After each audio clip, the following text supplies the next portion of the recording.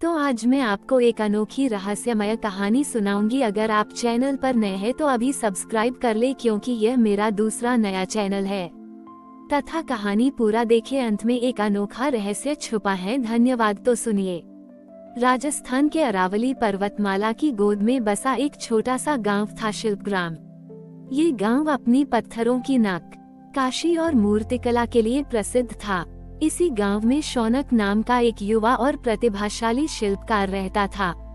शौनक अपनी कला में माहिर था, लेकिन उसकी सबसे बड़ी इच्छा थी कि वो अपने हाथों से महादेव की एक ऐसी मूर्ति बनाए जो इतनी जीवंत हो कि लोग उसे साक्षात शिव का रूप माने। पर उसके पास बड़े कीमती पत्थरों का खरीदने के लिए पर्याप्त धन नहीं था। श्रावण का महीना आया। शिल्पग्राम के सभी कलाकार अपनी अपनी कलाकृतियों को महादेव को समर्पित कर रहे थे। कुछ ने छोटे मंदिर बनाए तो कुछ ने सुंदर नक्काशीदार शिवलिंग। शौनक भी महादेव की मूर्ति बनाने का सपना देखता रहा, पर उसकी आर्थिक स्थिति उसे रोक रही थी। उसे लग रहा था कि महादेव उसकी सुन ही नहीं रहे हैं। श्रावण की पहली, दूसरी और तीसरी सोमवारी निकल गई। शौनक ने हर बार महादेव से प्रार्थना की कि उसे एक अच्छा पत्थर मिल जाए, लेकिन उसे कोई सफलता नहीं मिली। उसका मन उदास और निराश हो गया था। श्रावण की चौथी और अंतिम सोमवारी थी। सुबह से ही तेज धूप थी और हवा में धूल उड़ रही थी। शौनक अपने औजारों को देख रहा था, तभी उसकी नजर गांव के बाहर पड़े एक विशाल काले पत्थर पर पड़ी। ये पत्थर कई सालों से वहीं पड़ा था, क्योंकि यह बहुत भारी था और कोई भी उसे हटाना नहीं चाहता था। लोग कहते थे कि यह एक साधारण पत्थर है, बस बहुत बड़ा। लेकिन शौनक को उस पत्थर में कुछ खास नजर आया। उसे लगा जैसे पत्थर उसे बुला रहा हो। उसने तुरंत अपने कुछ दोस्तों को बुलाया और बड़ी मुश्किल से उस पत्थर को खींचकर अपनी छोटी सी कार्यशाला तक लाया। ये पत्थर किसी भी साधारण पत्थर से बहुत अलग था। इसकी ऊपरी परत खुरदुरी थी, पर अंदर से यह गहरे काले रंग का और बेहद चिकना प्रतीत हो रहा था। शौनक ने संकल्प लिया कि आज श्रावण की अंतिम सोमवारी पर वह इसी पत्थर से महादेव की मूर्ति बनाएगा, चाहे इसमें कितना भी समय लगे। उसके पास बहुत कम समय था, क्योंकि आज शाम तक ही मूर्ति बनानी थी ताकि उसे मंदिर में स्थापित किया जा सके। उसने अपने औजार उठाए और महादेव का नाम लेकर पत्थर पर काम करना शुरू कर दिया। सूरज चढ़ता गया और शौनक बिना रुके, बिना खाए पिए अपनी कला में लीन रहा। उसकी हथौड़ी की चोटें और छेनी की आवाजें लगातार गूंजती रहीं। वह पसीने से लथपथ था, पर उसके चेहरे पर दृढ़ संकल्प था। वह पूरी तरह एकाग्र था। उसकी आंखें केवल पत्थर में छिपी महादेव की छवि को देख रही थीं। शाम ढलने लगी, सूरज डूबने वाला था। शौनक ने अपनी आखिरी छेनी मारी और पत्थर से धूल हटी। सामने महादेव की एक ऐसी अद्भुत मूर्ति थी जिसे देखकर सभी गांव वाले दंग रह गए। मूर्ति इतनी सजीव थी, महादेव के मुख पर ऐसा दिव्य तेज था मानो वह अभी बोल उठेंगे। महादेव का वाहन नंदी भी इतनी कुशलता से उकेरा गया था कि वह जीवंत लग रहा था। ये पत्थर कोई साधारण पत्थर नहीं था। वह अत्यंत दुर्लभ और कठोर काला संगमरमर था, जिसकी कीमत बहुत ज्यादा होती है।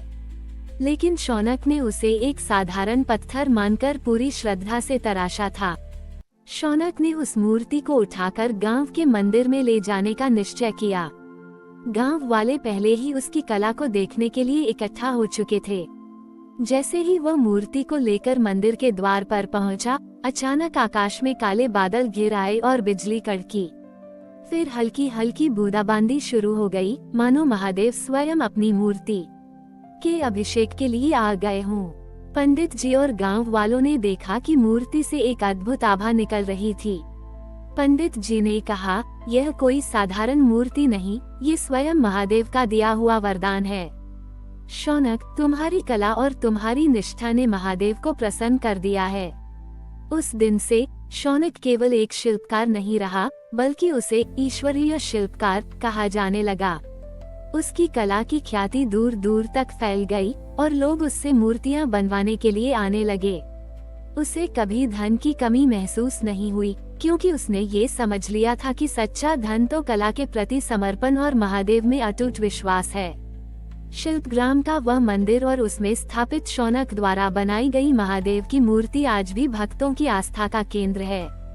हर श्रावण की अंतिम सोमवारी पर लोग शौनक की कहानी सुनाते हैं, एक ऐसे शिल्पकार की कहानी जिसने अपने हुनर और निस्वार्थ भाव से महादेव को पाया और जिसने ये साबित कर दिया कि जब कला और भक्ति का मिलन होता है तो वह सृष्टि का सबसे सुंदर रूप ले लेती है। शौनक की बनाई महादेव की मूर्ति ने शिल्पग्राम को पूरे देश में प्रसिद्धि दिला दी थी। दूर दूर से श्रद्धालु और कला प्रेमी उस अद्भुत मूर्ति के दर्शन करने आते थे। शौनक का जीवन अब धन और सम्मान से भरा था, पर उसने कभी अपनी विनम्रता और महादेव के प्रति अपनी अगाध श्रद्धा नहीं छोड़ी। वो हर दिन अपनी कार्यशाला में काम करता और नए नए पत्थरों को जीवंत रूप देता। एक वर्ष श्रावण का महीना आया, लेकिन इस बार शिल्पग्राम पर एक बड़ा संकट आन पड़ा। गांव के पास की एक पहाड़ी, जहां से गांव वालों को पीने का पानी मिलता था, अचानक सूखने लगी। झरने पतले हो गए और कुएं सूखने लगे। पूरा गांव जल संकट से जूझ रहा था। लोग भयभीत थे कि अगर ऐसा ही रहा तो उन्हें अपना गांव छोड़ना पड़ेगा। शौनक भी इस स्थिति से बहुत दुखी था। उसने देखा कि लोग किस तरह परेशान हैं। उसे अपनी पुरानी गरीबी और महादेव द्वारा दिए गए वरदान की याद आई। उसने सोचा, महादेव ने मुझे इस पत्थर और कला के माध्यम से इतना का छोटे ऊंचा दिया है, तो क्या मैं अपनी इस कला का उपयोग अपने गांव के कल्याण के लिए नहीं कर सकता। श्रावण की अंतिम सोमवारी आने वाली थी।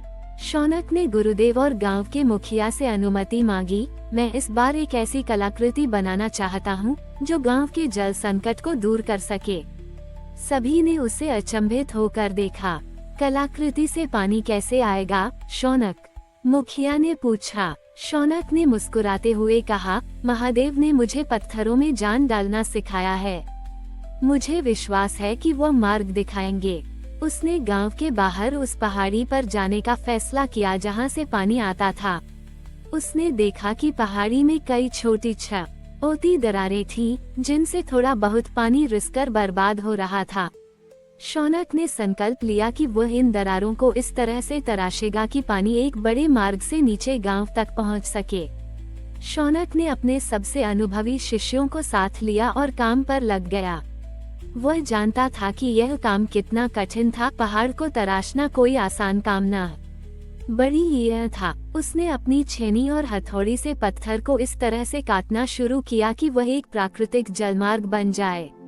ये केवल एक इंजीनियरिंग का काम नहीं था, बल्कि एक कला का भी, जहां उसे पत्थर की प्रकृति को समझना था और उसे जल के प्रवाह के अनुकूल ढालना था। वह दिन रात बिना रुके काम करता रहा। धूप, बारिश और थकान किसी की उसे परवाह नहीं थी। वो हर चोट पर महादेव का नाम लेता और पत्थर में अपनी पूरी कला और भक्ति उड़ेल देता। श्रावण की अंतिम सोमवारी की सुबह थी। पहाड़ी पर शौनक द्वारा तराशा गया जलमार्ग अब लगभग पूरा हो चुका था। उसने अपनी आखिरी छेनी मारी और जैसे ही उसने ऐसा किया, आसमान में अचानक घने काले बादल छा गए। बिजली चमकी और मूसलाधार बारिश शुरू हो गई। पानी तेजी से पहाड़ी से नीचे बहने लगा और शौनक द्वारा बनाए गए जलमार्ग से होता हुआ सीधा गांव के सूखे कुओं और तालाबों को भरने लगा। कुछ ही घंटों में पूरा गांव पानी से लबालब हो गया। गांव वाले खुशी से चिल्ला उठे।